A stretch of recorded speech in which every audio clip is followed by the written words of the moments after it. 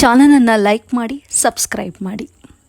ಅಥಣಿ ಪಟ್ಟಣದ ಮಿನಿ ವಿಧಾನಸೌಧಕ್ಕೆ ಹೋಗುವ ಹೃದಯ ಭಾಗದಲ್ಲಿ ಮಿನಿ ಬಸ್ ಸ್ಟ್ಯಾಂಡ್ ಇದ್ದು, ಇದಕ್ಕೆ ಕುಷ್ಠರೋಗ ಬಂದಿದೆ.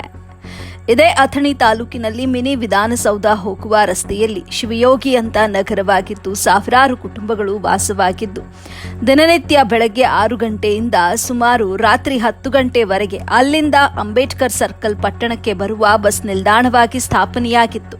ಆದರೆ ಇವತ್ತಿನ ದಿನಗಳಲ್ಲಿ ಹೈವೇ ಹೆದ್ದಾರಿ ಮಾಡಿಕೊಳ್ಳುವ ಗುತ್ತಿಗೆದಾರರು ರಸ್ತೆ ಮಾಡುವ ಸಮಯದಲ್ಲಿ ಅದೇ ಬಸ್ ಸ್ಟ್ಯಾಂಡ್ ಅನ್ನ ಒಡೆದು ಹಾಕಿಕೊಂಡಿದ್ರು.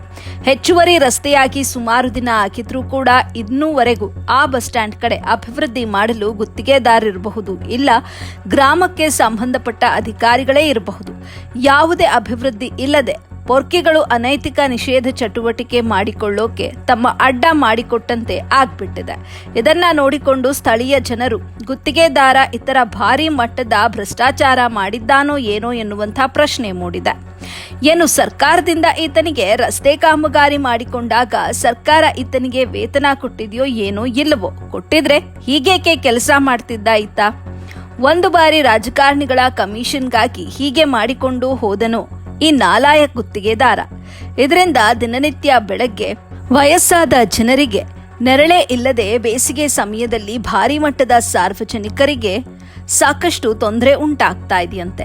ಅದರಂತೆಯೇ ಬೆಳಗ್ಗೆ 6 ಗಂಟೆ ಸುಮಾರು ವಿದ್ಯಾರ್ಥಿಗಳು ನಿಂತುಕೊಳ್ಳಲು ಕೇಂದ್ರವಿಲ್ಲದಕ್ಕಾಗಿ ರಸ್ತೆ ಪಕ್ಕ ನಿಂತುಕೊಂಡು ಬಸ್ನ ಹಾದಿ ನೋಡುವ ಪರಿಸ್ಥಿತಿ ನಿರ್ಮಾಣವಾಗಿದೆ. ಇದು ಒಂದು ಗೋಳಾದ್ರೆ, ಅದೇ ಸಮಯದಲ್ಲಿ ಕೆಲವು ಪೊರ್ಕಿಗಳು ನಿತ್ಯ ಹೆಣ್ಣು ಮಕ್ಕಳಿಗೆ ಚುಡಾಯಿಸುತ್ತಾ, ಕೂಗು ಹಾಕುತ್ತಾ ಗೊಂದಲಗಳನ್ನ ಸೃಷ್ಟಿ ಮಾಡ್ತಾ ಇದ್ದಾರೆ. ಈ ಸಂಪೂರ್ಣ ವಿಷಯ ನೋಡಿಕೊಂಡರೂ ಕೂಡ ಅಲ್ಲಿನ ನಾಗರಿಕರು, ಗ್ರಾಮ ಪಂಚಾಯಿತಿ ಸದಸ್ಯರು ಏನ್ ಮಾಡಬೇಕು ಸ್ವಾಮಿ, ಏನು ಗುತ್ತಿಗೆದಾರನ ಹೆಸರಿನಲ್ಲೇ ಲಬ್ಬೆ ಹಚ್ಚಿಕೊಳ್ಬೇಕೋ ಏನೋ ಅಂತ ಸಾರ್ವಜನಿಕರು ಆಗ್ರಹ ಮಾಡುತ್ತಿದ್ದಾರೆ. ಆಯ್ತು, ಅದು ಏನೇ ಇರಲಿ, ಹೇಗೆ ಇರಲಿ, ಇದಕ್ಕೆ ಸಂಬಂಧಪಟ್ಟ ಅಧಿಕಾರಿಗಳು ಯಾಕೆ ಮೌನಕ್ಕೆ ಜಾರಿಕೊಳ್ತಿದ್ದಾರೆ ಅನ್ನುವುದು ಕೂಡ ಪ್ರಶ್ನೆ ಮೂಡುತ್ತಿದೆ. ಈ ಸುದ್ದಿ ವಾಹಿನಿಯನ್ನ ಹಾಕಿಕೊಂಡು ನೋಡಿದ ಸುದ್ದಿಯನ್ನ ನೋಡಿ ಅಭಿವೃದ್ಧಿಗಾಗಿ ಮುಂದಾಗ್ತಾರೋ ಏನೋ. ಅಲ್ಲಿಯ ಸ್ಥಳೀಯ ಜನರು ಇವರಿಗೆ ಪೊರಕೆಯನ್ನ ಪಡೆದುಕೊಂಡು ಬಂದು ಆಶೀರ್ವಾದ ಮಾಡಿದಾಗ ಜಾಗೃತರಾಗ್ತಾರೋ ಏನೋ ಅನ್ನುವಂತಾಗಿದೆ. ಅತಿ ವೇಗವಾಗಿ ಜಾಗೃತರಾಗಿ. ಸಾರ್ವಜನಿಕರ ಕಿವಿಮಾತು.